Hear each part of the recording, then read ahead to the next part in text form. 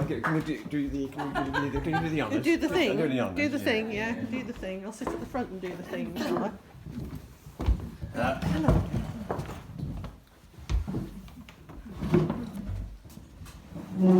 There was a very old man who was old and was a man. And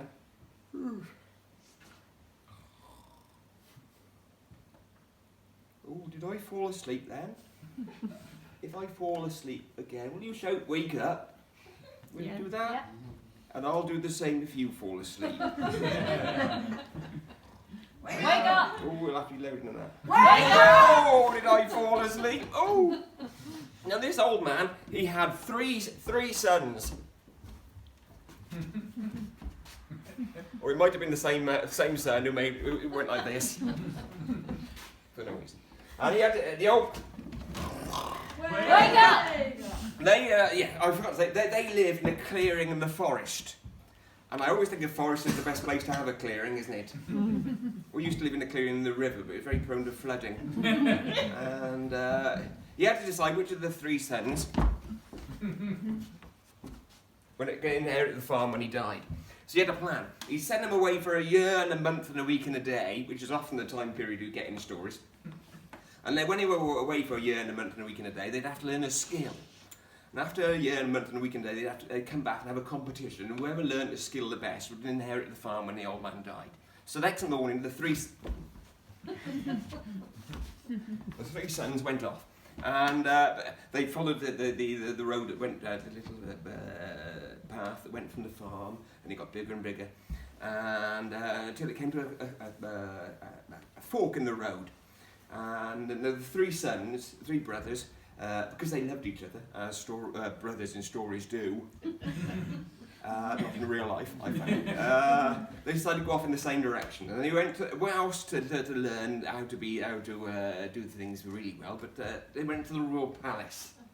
And they were there in the royal palace, and they were thinking, what skills can we learn? So they were wandering and pondering. And the first brother saw all the people in the palace, and there were all kinds of different people. There were people of different ages, and people of different cultures and different classes, and they all had, rather like you people here, they all had very different hair. That was one thing he noticed. They were all sort of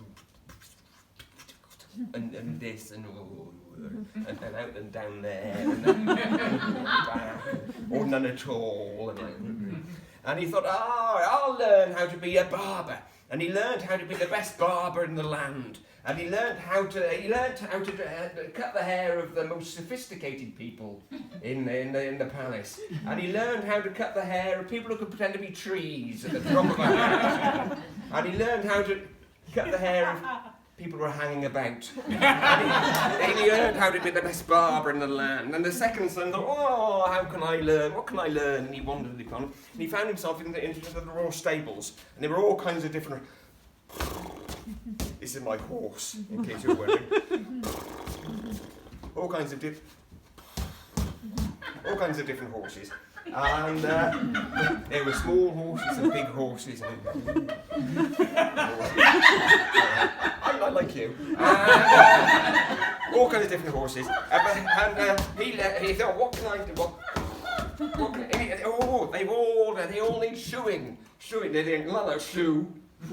They need their hooves shoed. They need your shoes, don't they? And I do like you. And he learned how to be the best farrier blacksmith in the land. So he learned how to shoe the horses of all the most thoroughbred and well-bred horses. And he learned how to cut the hair. He learned how to shoe the most noble stallions.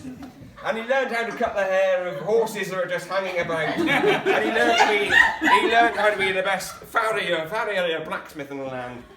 And the third, now in the royal palace, there's the king.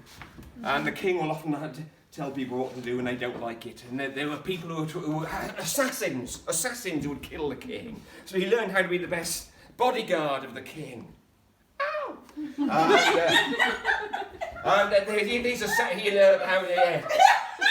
and there were assassins. You're an assassin, aren't you? Choose your weapon. Choose your weapon, you assassin. What's it going to be? Oh, damn. He learned how to kill us, and poisoners, subtle poisoners. He would do it. Yes, there you are. And no, he would force them to swallow their own poison, and they would die quite quickly. And he learned how to protect the life of the king. There's the king, His Majesty, and he learned how to be the best swordsman in it. And after a year and a month and a week and a day, they went back. They followed the path back to the old farm, and there was Wake up! Ooh, hello. I see you're a month and a week and a day past already. And now there was the time down after the competition. I'm like, oh my sons, how stupid you're meant to learn the same skill. How can you compete? Who's the best? Barber. Barber, yes. And who's the best? Farrier. And who's the best? You were listening. That's good. So they wandered out in the garden, and over the hill came a rabbit. No. The ears are smaller. And it's got a different tail. You couldn't see from over there. There was a rabbit, and the son who was a swordsman thought, here's my chance, and he went and killed the rabbit. That's not right. No. The son who was a barber thought, here's my chance. So he got a good bowl of froth going, and a brush, and he started running it out, took his scissors, and he started running after the rabbit. Now, if I'm telling this story to children, don't run with scissors. You're the youngest person in the room, so I'll tell you. Don't run with scissors. And the rabbit went hippity hop, hippity hop, hippity hop. And he drew the son with the barber, drew up, running and the rabbit went they were running next to each other. And even as the rabbit kept going, he frothed the rabbit up. And started giving the rabbit a really lovely haircut. Even as the rabbit was hippity hopping along. And soon the rabbit, he ran off with a marvellous haircut. Most marvellous haircut. And could have been, I don't know much about hairdressing. It's a long time since I've been to a barber, I don't know. Could have been a feather cut, could have been a crew cut, but I think it was a bob. And they went back to the old... I saw that. Surely you're the best barber in the land, and you will inherit the farm when I die. But the other two brothers thought, oh God. And over the horizon came a horse.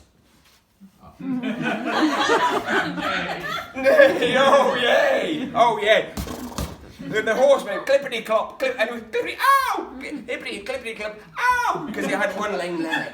And the son who was a swordsman was like, here's my chance. He went and killed the horse. No, that's not right. The son who was a blacksmith thought, here's my chance. So he always had a red hot horse's shoe with him on a stick. And he had a hammer and some nails. And now children, don't run with nails in your mouth. Remember that? So he ran after the horse. Now, clippity clop, and he drew level with the horse. And even as the horse was running, he managed to reassure the horse. And the horse went clippity clop, ooh, clippity clop, and went off.